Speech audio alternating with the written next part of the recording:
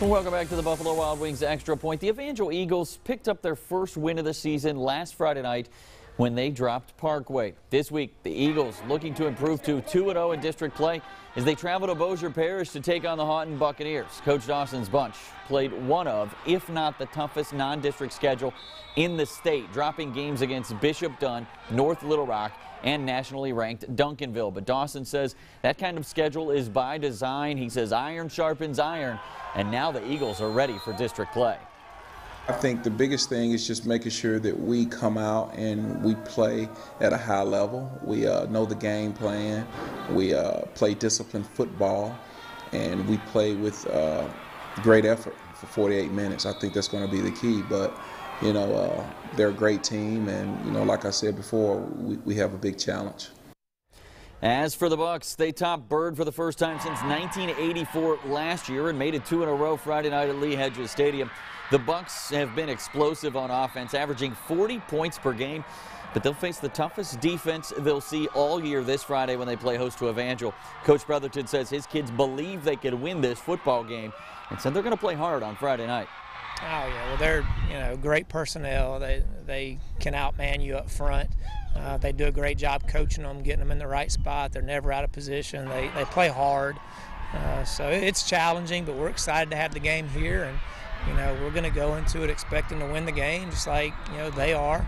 And if our kids believe that, and I can promise you we're going to play hard for sure. Haughton and Evangel Friday night from Haughton High School. Kickoff set for 7 o'clock. Up in Arkansas, the Nashville Scrappers look to be contenders for a state championship this season. The Scrappers coming off a 5-point win over defending state champion Arkadelphia. They also have a win over 5A Watson Chapel to open this season.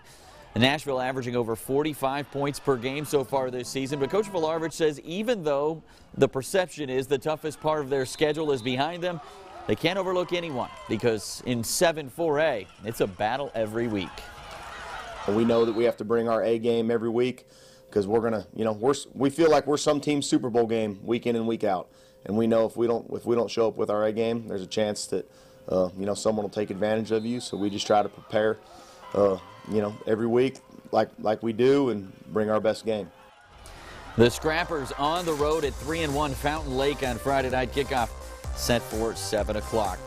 Up in Texas, the Pleasant Grove Hawks are licking their wounds for the first time since November 25th of 2016 after a 7-point loss to unbeaten Gladewater. The Hawks fumbled 6 times in the game, with the Bears returning 2 of those for touchdowns, and the Hawks also gave up a safety.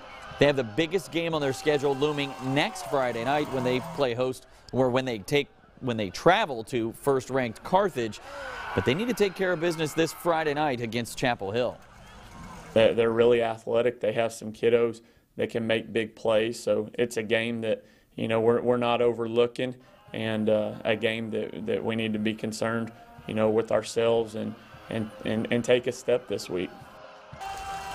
The Hawks look to bounce back Friday night when they play host to Tyler Chapel Hill. Kickoff set for 7:30 from Hawk Stadium.